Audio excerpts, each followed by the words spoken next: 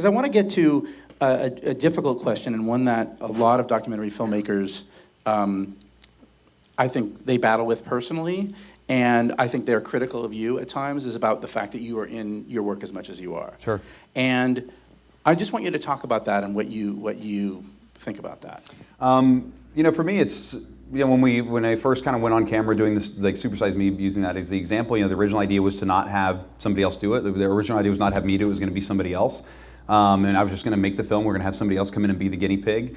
And as we started, you know, kind of trying to figure out who would that person be, and we started having conversations about it, we realized that I wouldn't know that if that person went home at night when we stopped filming, that he wouldn't be sneaking like bok choy in the closet, or wouldn't be like having, you know, some cauliflower on the side. Like, the only way that I would know for sure that he was kind of adhering to the parameters that we set up was if I did it myself.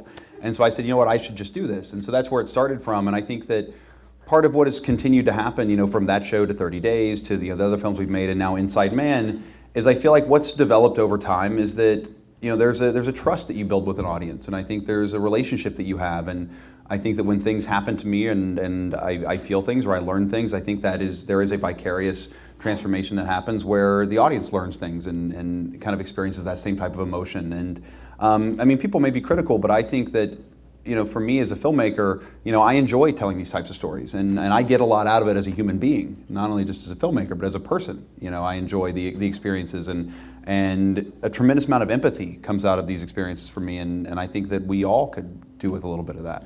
Why do you think that documentary filmmakers have this debate with themselves? I mean, I actually have a friend who made a lovely film, and her part in being in the making of this movie was probably the most interesting part of the movie, but she cut herself out because it wasn't pure. Well, it's hard. I mean, I think there's two things. I think one is there's people who put themselves in movies that should never put themselves in a movie, that the story would be much better served without them in the film. And then there's people who are so worried about the criticism that they may get that comes from putting themselves in the film, because suddenly you're putting it out there. Like, once you put yourself in the film, they're not just judging the film, they're judging you.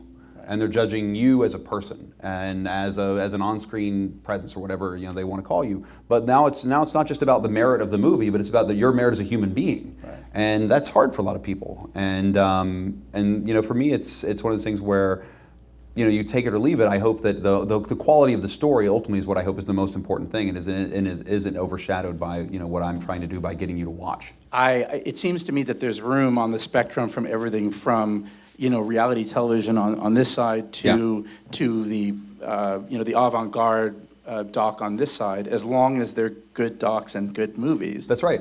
As long as it's a great story, it doesn't matter.